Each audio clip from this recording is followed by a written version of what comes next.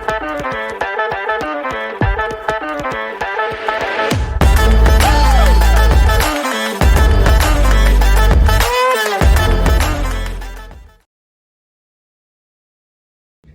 everyone, welcome to a new episode of Voices of Hult.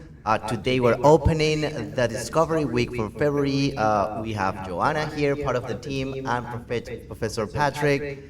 So welcome, Professor Patrick, how are you? It's wonderful to be here today. I'm honored to be a guest on Voices of Hult, and glad to have all of you joining us. Of course, we know we're going to be talking about a hot topic, which is AI, but please could you introduce who is Professor Patrick Lynch? It's almost a homecoming for me. I recently began teaching at Hult full-time just this past fall semester. I had the opportunity to liaise with some of your faculty and administrators over the past year, and it was really clear. In fact, the topic that we're speaking about today is what drawn me to Hult. Hult was really ahead of the game. Many of the institutions were resisting or even skeptical about the way that AI would be impacting the future. But Hult, once again, we are the business school for those who do, and they were very much ahead. Yeah, we're so excited to have you here at Hult. But how did you come here? The years before you came in, what did you do? Did you always work with an AI, or? What's your story? Yeah, sure. Well, I say it was a homecoming because I began my career early with Accenture, and I was based right here in Cambridge. I was at a think tank called the Institute for Strategic Change, or Institute for High Performance. It was one of the first assignments that I had after graduating with my PhD in industrial organizational psychology, or broadly social psychology. I had earned my PhD after having my undergrad in psychology at Arizona State University, and I did my graduate work at University of Delaware. But here for the think tank, we were focused on the future of next. So always my career was focused on new technologies and the adoption of those technologies for how it was impacting business or institutions or people. And so at the time, when I speak to classes about this, the technology we're speaking about was the internet, or then mobile, and different ways that was disrupting or changing businesses. And then I ran global operations for a large big data analytic company focused on healthcare and disease states and digital visualization products for that. Was that also here? That was based in Phoenix, but it was a global role, so I had global operations in New Zealand and in Europe and such. And I began instructing full-time at Thunderbird School of Global Management, so maybe a little bit of a rivalry Say hi here. to the old friends. And I was delivering big data analytics and other kinds of strategic management courses for them. But bringing back to present day, or just about a year ago, especially AI was breaking. A lot of institutions were sort of reluctant, or maybe even dragging their feet a bit, and Hult was not one of them. So I was fortunate enough to have some colleagues here, and the first courses I began instructing last summer for the master's degrees were related to AI and the future of work, and I'm proud to say I'm among your faculty, one of the first set of faculty that have been focused on this topic for us. Amazing. So you started working last summer, right? And you were teaching in San Francisco and in Boston. So you knew both of the campuses? I do, and this is now my home campus, and to complete the homecoming thought, I am a Boston-based guy, so my family originally was from here, so even though I reside in other places, I've traveled many places around the world. In a way, this is my home, and I'm proud to be part of our community again. That's amazing. I think last year when I was doing MIM, AI was, ChatGPT was around and stuff, but it was forbidden. And I'm so happy that Hult is moving so fast, and everything in the curricula is already oriented to AI. And now we have a new professor. So. Yeah, it's really cool to see how Hult is really investing in this and investing in you, and we're proud to have you as a professor here. Well, you may be aware that just recently there have been many institutions, including my alma mater, which was Arizona State University. Thunderbird is part of Arizona State University, that just recently announced that the school is adopting ChatGPT or OpenAI product. But again, we were ahead of the game. Students now here, we have access to Enterprise Bing, which of course is also based on OpenAI's product. So once again, I think that we are leading the way. Great. So, and then how you started your career here in Hull? Like, what's the story? What happened? Like, who contacted you? Who called you? Well, I was fortunate enough to have a connection with Mona, who is the provost for the school, and we were doing some workshops for one of the accreditation bodies. I think one of the strengths of Hult, which is so unique, is that we have accreditations through 3 governing bodies globally, and the AACSB is one of those. So I was early on invited to collaborate with her for delivery of how is AI being adopted in the classrooms. One of the things that I saw early on, both in my own consulting practice and in for students, was it was offering a new way to expand our thinking. And students were not only able to think about what a prototype would be, but visualize it using some of the generative AI tools. And so that was some of the lessons learned that I was sharing with faculty, with provost for Hult, and that was bringing this about for them to say, maybe this is a new way to enhance our teaching, and I think this is the way I got started. Yeah, definitely. But then, as you also mentioned a little bit briefly, that when you started your career, AI wasn't really around, and it was more about like the internet and everything. So how did your passion for AI or technology start? This is an excellent point. I think that grounding for me is, from a social psychology perspective, I've always been interested in the way that we as humans are interacting with innovations. If you think about it, we are innovation adopters. If we go back from the earliest times that we began to coalesce in communities, it was interacting with technologies. Technology at that time would be something like agriculture and tools for us to protect our communities and grow our families in a more sustainable, stable way. And throughout the history of time, all industrial revolutions can be traced to the adoption of innovation or a technology, as simple as a precise way of measuring time or a precise way of doing something efficiently at scale.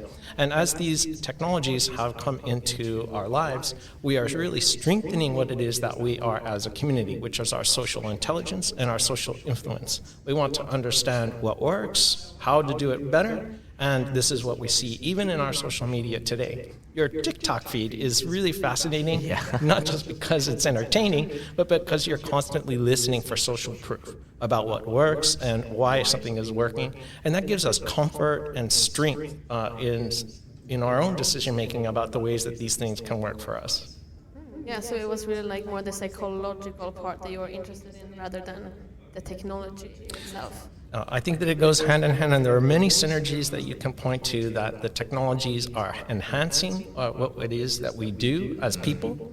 And the way the more of these technologies come into our lives, we're generally better for it. I give you a quick example. Many people in the prior way of thinking was just around big data analytics. And there are many things that we should be wary about, and we are still living with today, trying to integrate the ways that we are sharing data. And this was very disruptive for a lot of companies. I remember one of the big concerns about big data or just even internet access is, will my retail shop now be irrelevant? Will it go away? Maybe now we are starting only to see some of this, but this has been discussion for almost 20 years. The truth is, over all of the industrial revolutions, and even in the most recent times, we are seeing that these technologies are helping us be healthier, wealthier, and wiser. And so the preponderance of the evidence is that as we adopt these technologies and innovations in our lives, we are stronger for it. I like the way of thinking that, and how do you connect the social part with that we are humans and how we are adopting different type of technologies to keep, being like a more developed world. And that's basically why or how your passion started, right? So it's like how we are doing or adopting these different things. And I think like we are currently in a process of adoption of new technologies that people's also afraid because I would say people's afraid of the unknown, but I think we're in the moment to actually start learning and adopting and just know how to use this new technology on our favor, right? Yeah, I think it's so cool the time we're in right now because we as students almost get to learn along with the professors on these topics. I was just in a technology and science class and we were talking about the different industrial revolutions when it comes to this. And we just talk about like AI and what effect we think we will have and everything. So it's a really, really cool time right now. It's like the human-machine collaboration you were mentioning the other day, and you also gave us an example of, I think it was like the CEO of KPMG. I don't know if you. It's an excellent example. So just recently, there was a major conference. We call it Davos. The World Economic Forum gathers leaders from across industries and different organizations. And the COO of KPMG had the opportunity to address over 800 interns across different universities. And they shared with her that despite KPMG's expectation that the students would understand how to use generative AI, many of them did not have this skill, and they felt uncomfortable that they would be successful at KPMG. She agreed, this is a real problem. So at Davos, when she was addressing provosts and business leaders from around the world, she called this appalling. And she said, this is the expectation, this is the future of work, that we must augment what it is that we are expecting from our employees, and therefore we should have experience with these tools. So it is no longer an excuse. I think it's an expectation that we are embracing the future of work, which will be likely human-machine collaboration, and certainly human-AI collaboration, to enhance what we're doing and deepen our critical thinking. Yeah, and I'm happy that I don't know if every school is already embracing or teaching AI, but Hult is doing it, and I think that's going to be an advantage once we graduate, because we're going to know how to use it. Like, I was afraid before, like, well, last year, that you wouldn't be ready? No, I was like, oh, I'm going to go out in the market, and we're not even allowed to use AI in school, so how am I going to know how are you how to supposed use to it? know? Like, Exactly. Oh, no, we have the professor, so. Yeah, now you can tell us. It is really the combination of having some technical acumen, and that does not mean that we all need to be coders or know Python. Certainly those are great skills, but it's the technical with the social. Some of the new ways of analyzing what is happening, when businesses are early on, when they are first adopting these tools and technologies, it is very common that they would look for technically skilled staff. So of course we would be thinking about skills like data scientists or coders or other kinds of talent that can understand it at that technical level. But it is not too long after that. Once the AI systems become integrated into the business, you know who they need? They need business leaders that can be translators. They need to think about what is the strategic applications for these tools. And this means there's a huge opportunity, I think, particularly for business schools and for the kinds of students that are already here at Hult, lean into learning some of the technical skills, but you also should be embracing the things that we are traditionally very good at, which is our critical thinking, our creativity, and our strategic skills to understand how to apply what it is that the tools can do. Well, having said that, what do you think that is the current state of AI? How like the new businesses are developing within or using AI? Yeah, what's the latest? Well, obviously, this is a very dynamic space, so it changes, all the time. Every day there are new cases and such. It's very difficult to keep up with this, and I think someone that is telling you otherwise, they're fooling themselves that they have their arms around all of it. But there are a number of cases and examples that we can already point to. One of the inspiring examples that I often speak about is RBS, the Royal Bank of Scotland, had adopted the chatbots, and many of us have had experience with chatbots trying to get information from our financial institutions. And one of the concerns, of course, to adopt it for a bank, they want to have a high level of customer service. But it turns out that most of the customer service agents that were giving routine information like what is my balance or what bills are due, they do not follow, like they're very strategic. So the bot started to replace them. They did, in fact, replace their tier one, their first level of customer service agents with a bot. but that opened up new opportunities. There are now roles for the customer service agents to be bot trainers, to ensure that the bots have more empathy, to ensure that the bots have more appropriate responses, because none of us want to be in that circle where we're fighting, trying to get an answer. And they have found, significant growth in the customer satisfaction and their ability to meet customer needs. So just one example is that we're seeing roles starting to be enhanced by these things and also expand and have other opportunities to deliver value that previously were not available. Yeah, so they're basically like inventing new jobs. Like they're not getting rid of the people, but they are assigning different things that are also more challenging for them, which is more fun while you work. Because if you're just sitting answering like, what is your balance? Like I wouldn't feel like I'm adding any value. But now that you have a bot dedicated to do that, you can do something different and use your time better, I would say. And I would say that you get to level up, and we like to level up. I can share another example just in this past year that I saw on the marketing side. Marketing roles in particular have been really early on adopters. If you were maybe a copy editor, for example, and you were writing blog posts or other kinds of social media content, that is wonderful, and we need that kind of skill. But now that the bots can help us, and you have tools such as generative AI for imagery, the same person who was a blog writer can also now create images to associate with the blog. And they know the audience very well. So we're seeing jobs in some industries expand. And this is very liberating. It's very freeing for someone to say, I don't have to go knock next door on someone that is a creative in order to make an image, but I can do that myself. And so while there will be unevenness, I am not trying to say that it will be this way for everyone. There are going to be industries that are hit, and it depends on the circumstance, but there is this opportunity for more job expansion and more job enriching experiences, and that's very exciting for many.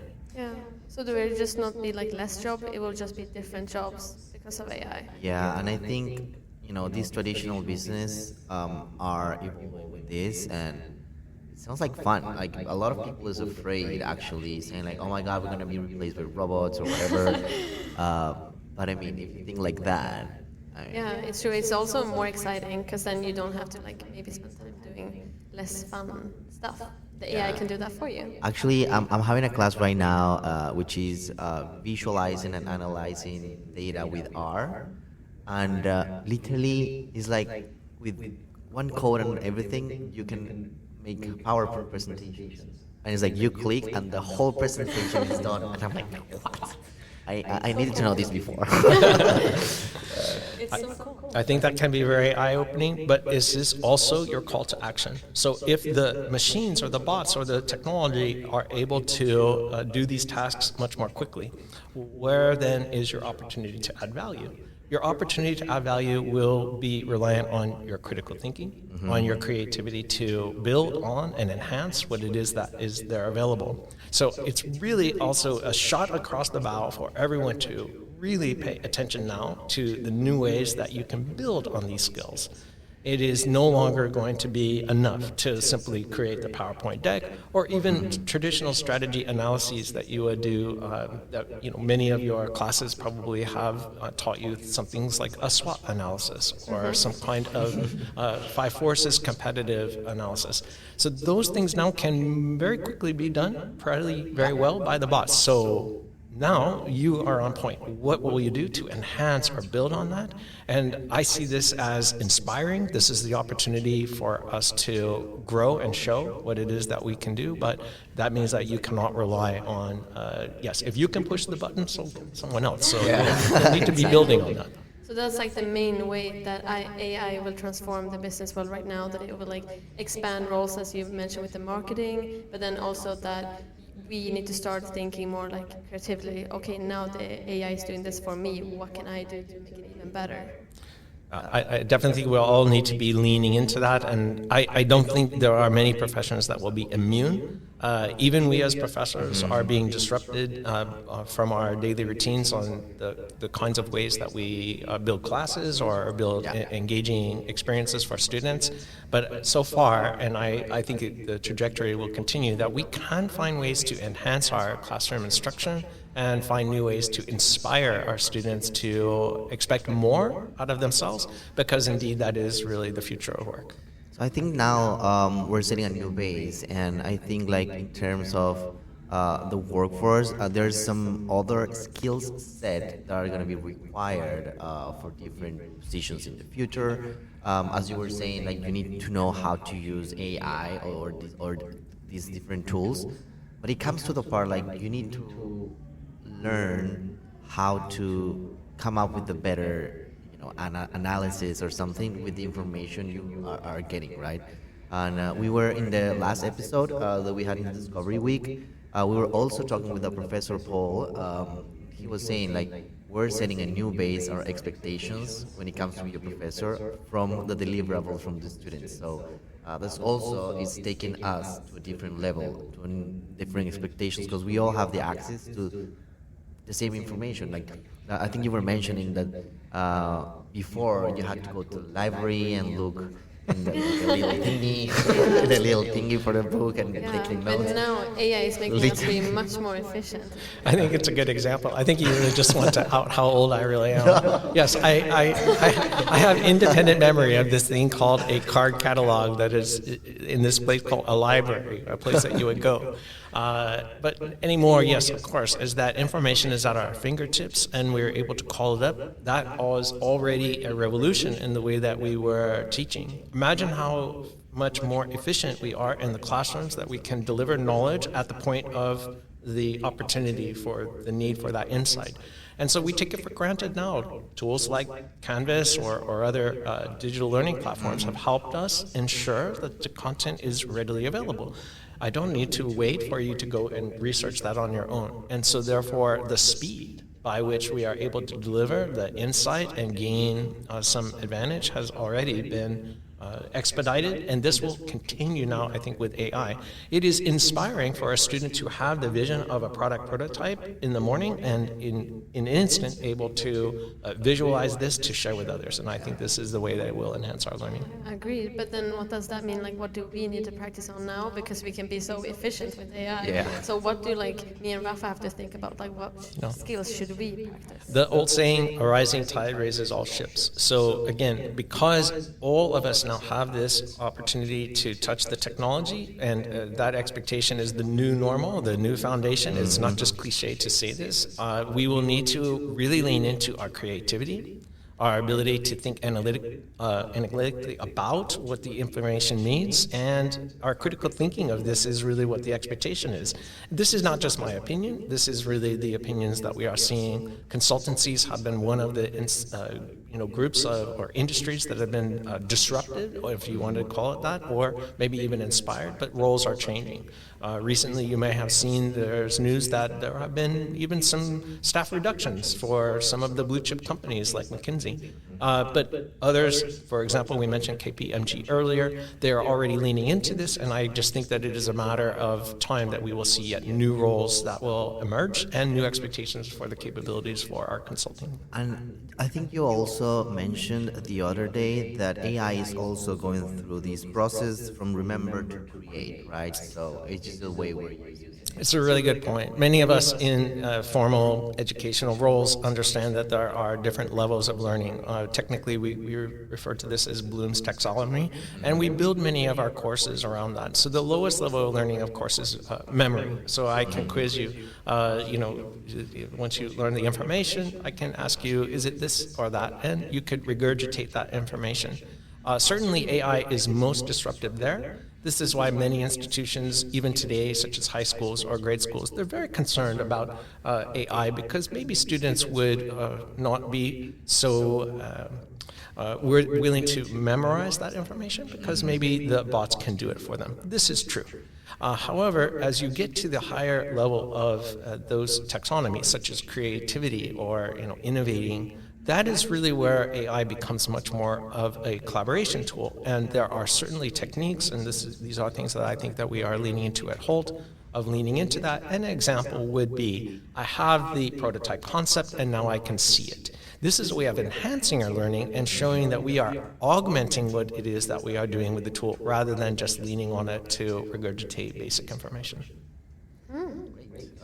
So I also am a little bit curious, and this topic about ethics. What do you think? Yeah, because we've been so positive now. Honestly, we've been like AI, go AI, Yeah. it's so good. But yeah, like what are ethical considerations that businesses and us as students need to take in consideration?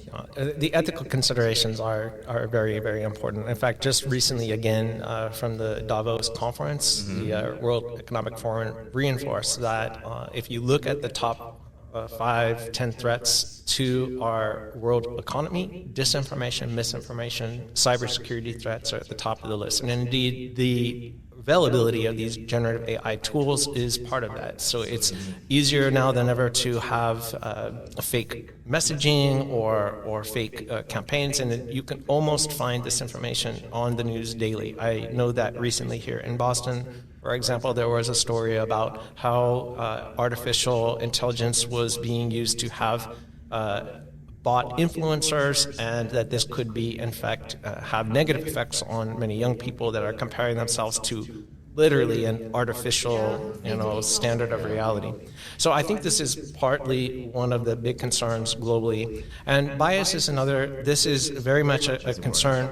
The tools are only as good as the information it's been trained on. Right now, many of the tools have been trained on the internet. So if there was a bias on the internet, it shows up in the tools. Yeah, that's true. And there are some alarming examples where tools simply cannot show a balanced view or even a desired view of a certain situation simply because it never saw that situation. And in fact, that's a mirror. It's a mirror on society. So these are real threats.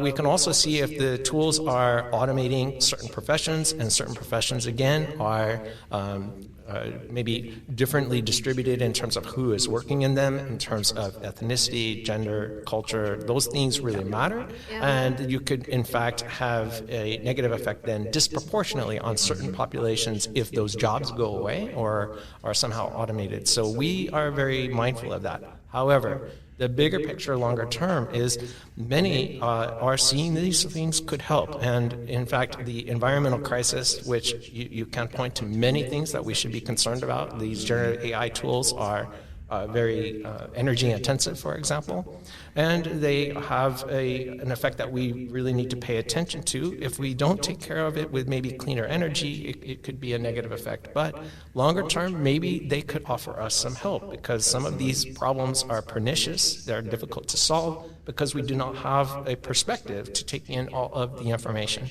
And in this sense, maybe AI could help us. And I'm not alone with this thinking, but many C-suite executives are pointing to the fact that, in general, we need to try to use these tools for good, and that they may, in fact, help us as a community, as a society, to be more effective and efficient. And this could be something that helps us globally. Precisely, but we need to be cautious, as you say. But it sounds like the glass is half full for now.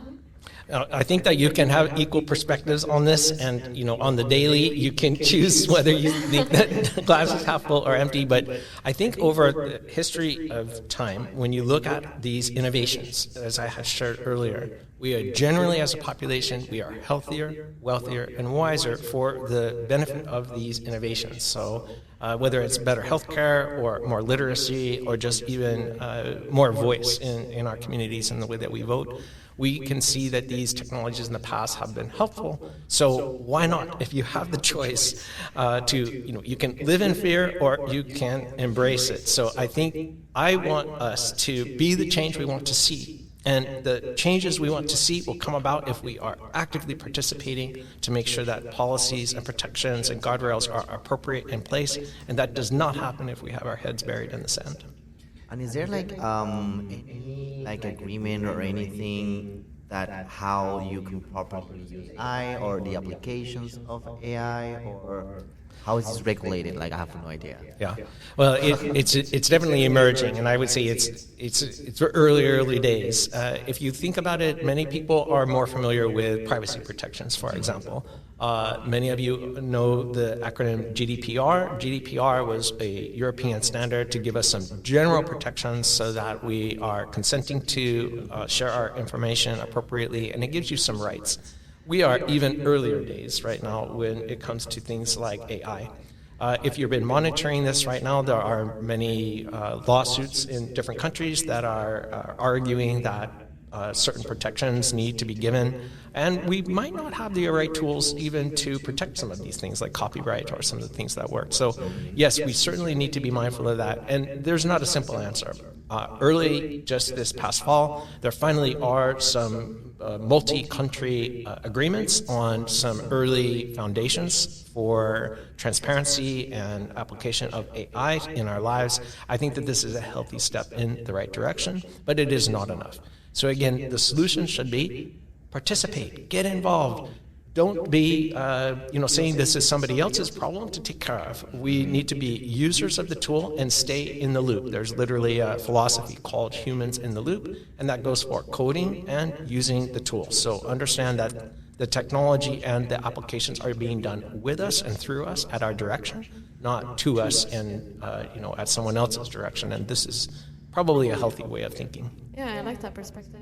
Great. So for everyone out there, please start using technology and learn. Yeah, adopt to the Come to Hult. technology. We have a professor here. Thank you so much for sharing all this knowledge. Yeah, the insights have been very valuable. So as we always do in every episode, we have a question from our previous guest that we're going to ask you. Or do you have the question, Johanna? Yeah, I do. Are you ready? Okay, I don't know what this is coming. Okay, so the question from the previous guest is, how do you make sure you get a good start to your day? Oh, that is that's so good. Well, coffee. Yes. My friends and family know that I have become a coffee connoisseur of late. I am getting hooked on making home espresso, and I've made some investments in that. No dunking? No, and I love my Dunkin'. I'm a Boston guy, so I can't speak badly about that.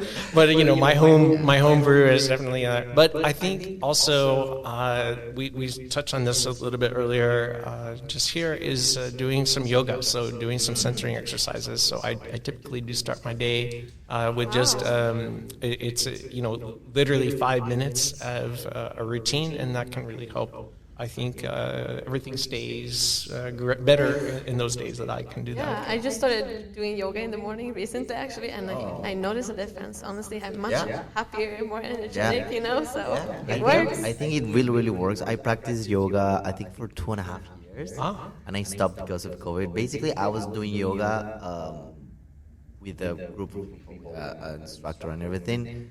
And when I started doing it by myself, I didn't like it. It's much more boring. I don't know. So I was like, no, I cannot do this. So I cannot stop. Well, I'm inviting you to come back. Yeah, Just do 10 minutes, and that's enough. It Yeah, doesn't need and to be a Hult big actually also has yoga sessions every Tuesday, I believe. There you go. Tuesdays, we have 1 hour of yoga, so You should go. come to Boston. Yeah. Now we're going to give you the opportunity to make a question to our future guest.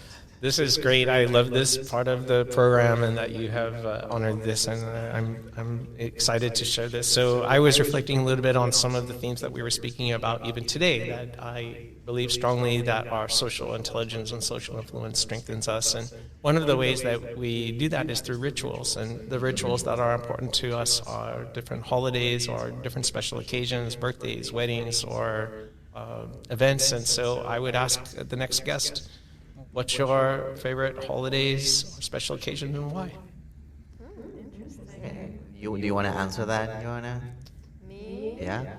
Or you, Professor? What's your... Yeah, I think the professor first, and then, so I can think a little bit. Well, I do like the holidays are, as I get older, and I happen to have, well, don't do it my way, folks. I have an adult child that's just getting her PhD, and another finishing her master's in medical school, but I also have a high schooler. So it takes a special occasion. Yes, thanks for joining. See, Dad knows a little bit of something. But it takes a really big special occasion like, the winter holidays for us to really gather and have special times together. So I would have to say for us, it's probably the time between New Year's, Christmas and New Year's. And one of the special events that we do is bowling every year. So I enjoy getting together with our family so that we have even just an afternoon together. So that's probably on the top of my list. Yeah, I agree. It's the same for me, honestly. Like that around Christmas time when the family is gathering, because it's sad, like you grew up with your family and then now at this age when everyone just goes out in the world and explore and you don't see each other as often. Nice. I would say for me, is it like a holiday or it could be a celebration or something? Celebration as well? I love my birthday. I'm a super social person, so I just need an excuse to do something with all my friends. And I'm like, it's my birthday, you have to come. Like, True. I'm sorry, you have to come. So I would say it's my birthday. I always celebrate it big time. So Yeah. Good. I understand. If you must be like one of my daughters. She has a birthday month. Okay, so I understand. It's just having that special occasions for. I just recently celebrated my birthday in the masquerade. Holy, they happen to have it at the same time, so why not? Of course. I Yeah, told what you. a coincidence. What a coincidence. Thank you so much for being here today. Thank you everyone that is watching us. So see you next time. Cheers. Bye. Bye.